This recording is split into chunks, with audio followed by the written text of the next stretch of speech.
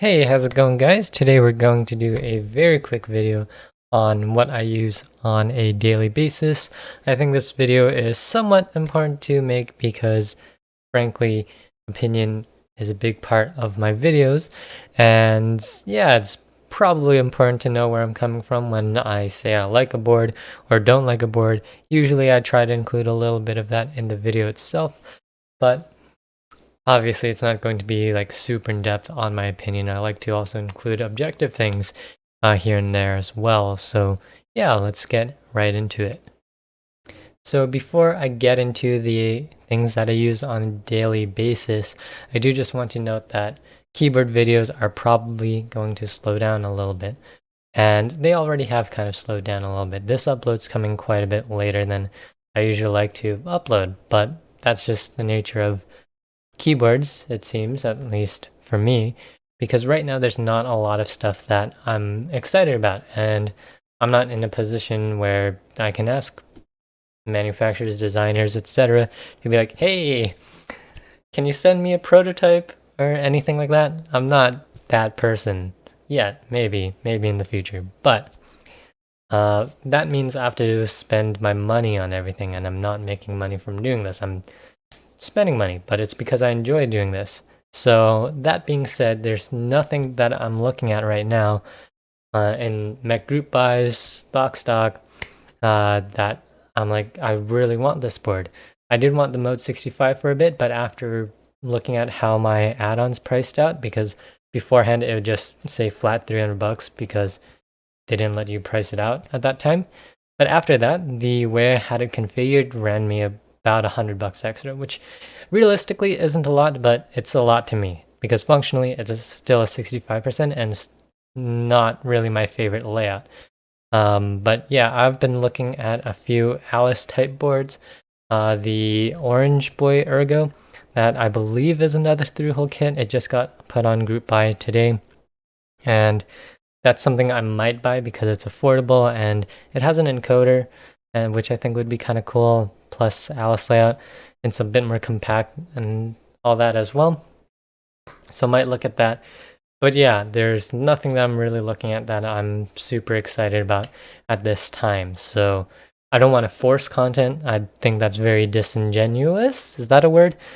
But yeah, that's the reasoning behind that.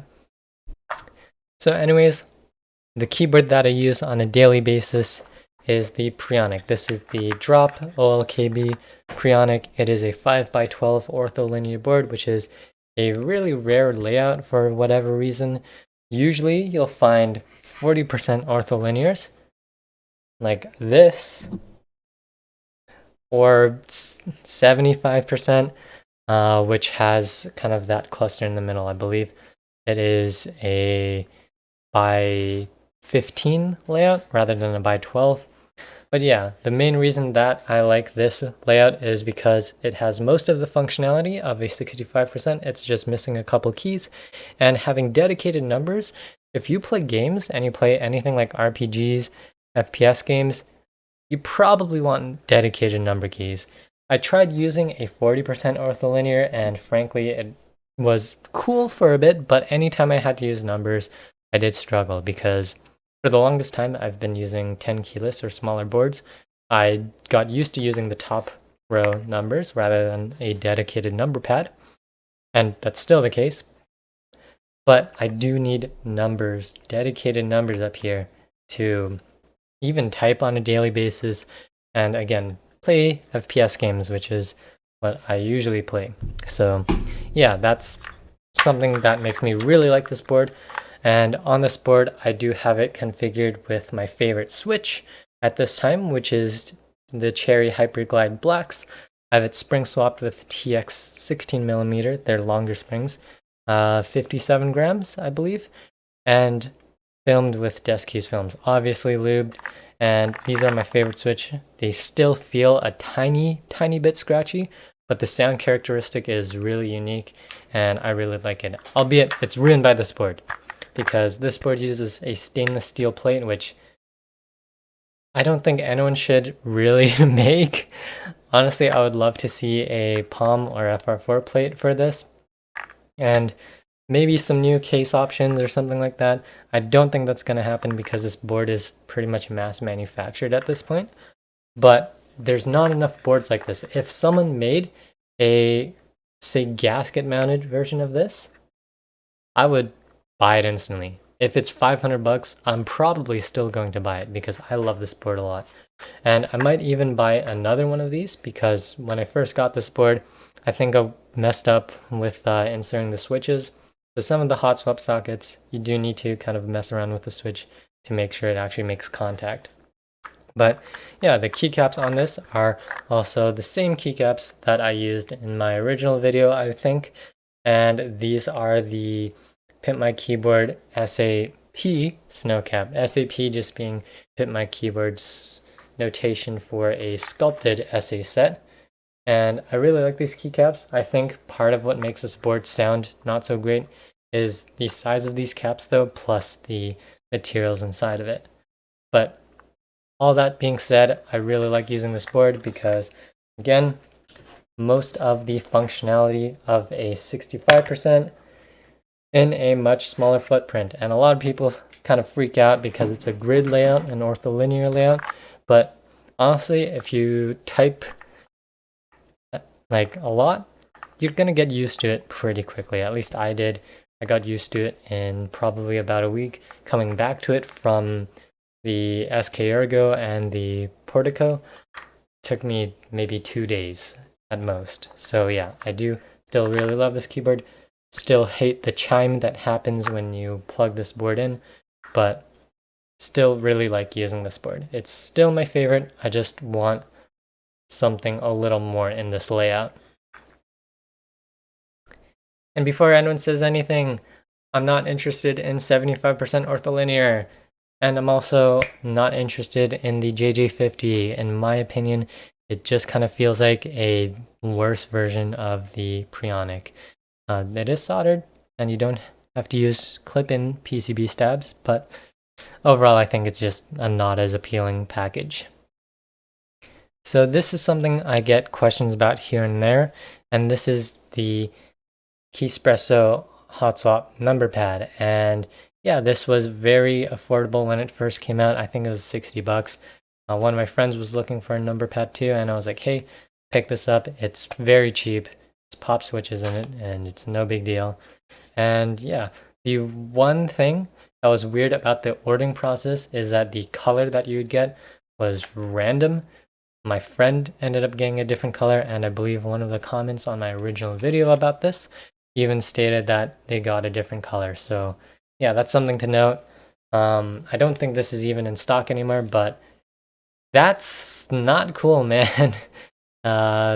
Just kind of randomly giving people whatever color, I think that's kind of iffy.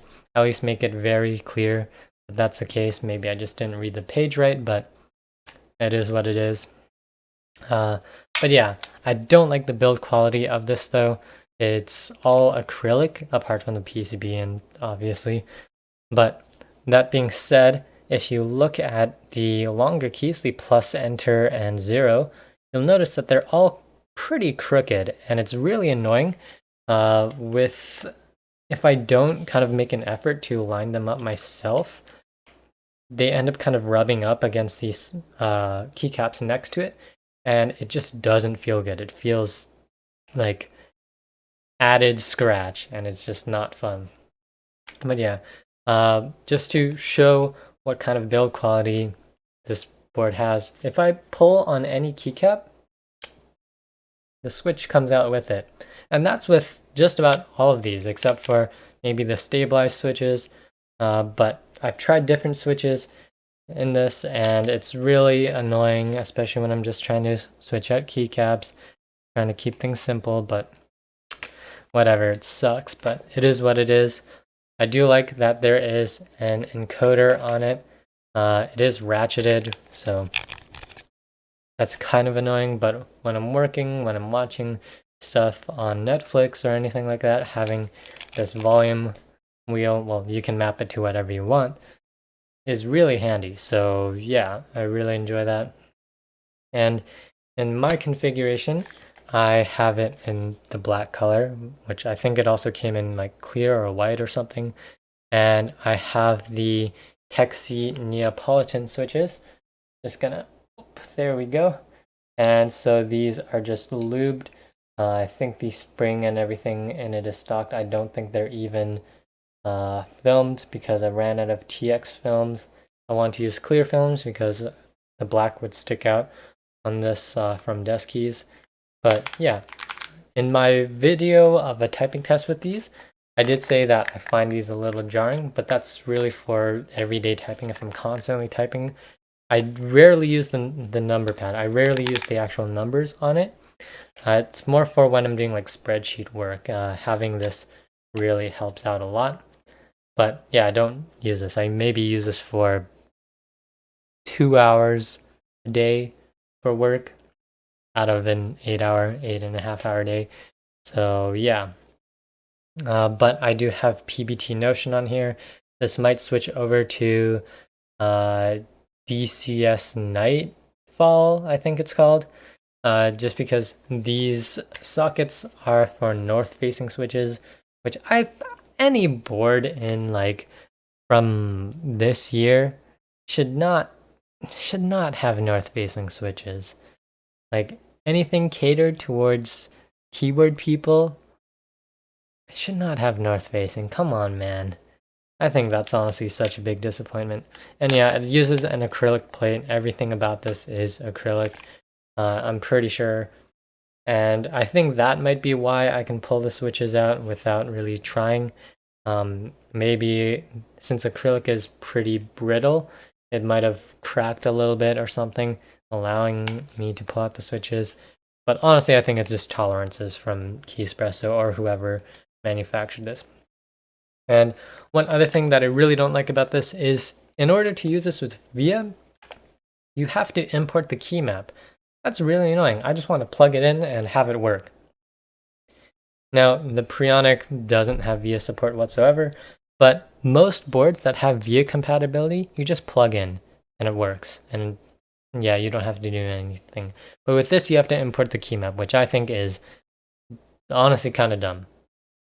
Don't remap this often, but the fact that I have to do that in the first place is annoying. Anyways, that's going to wrap up today's video. It is pretty chill and relaxed, nothing too intense going on. And hopefully this gave you guys some insight into what I like in a board. Just from doing this video, I kind of feel like I'm very function oriented. Because the number pad I use for work, it's really handy here and there. The preonic, I use it because it has arrow keys and it has basically everything in a 65%, but its footprint is quite small. And yeah, but if you have any questions about anything in this video or really anything in my setup, just leave it in a comment below and I'll try to get back to you as soon as possible. That being said, I do really enjoy doing videos like this. I do enjoy talking tech. I do enjoy talking keyboards, as long as there's something interesting. So yeah, who knows if there's even one comment being like, hey, what do you use for this or that? Maybe I'll make a video about it. So yeah. Anyways, that's going to wrap up today's video, guys. Hopefully the next video that you guys see from me is a normal video that, well, normal, I have like maybe 10 videos at most. But more normal towards a like keyboard review or something like that, hopefully. But yeah, that's gonna wrap this video up. Thanks for watching, guys, and I'll see you guys in the next one.